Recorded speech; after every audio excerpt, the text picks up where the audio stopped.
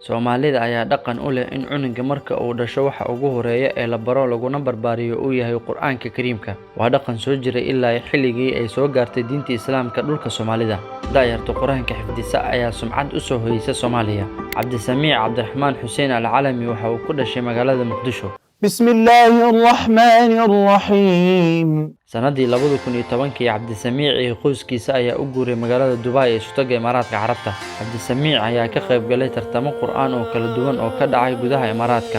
laakiin imaaraadka ayaa waxaan ka qayb galay wax gaaraya 8 ilaa 9 tartamo oo kala duwan kuwa codadka iyo kuwa xifdigaba. alxamdulillah kaalmo fiican ayaan ka keenay. Cabdisamiic Alcalami ayaa qayb ka ahaa quraadii ka qayb gashay tartankii dooliga ahaa ee uu taabageliyay boqorka dalka Morocco ee ka dhacay dalka Tanzania ee ka soo qayb galeen 34 dawladood oo Afrikaan ah. Wuxuuna ka galay kaalinta saddexaad isagoo matalayay Soomaaliya.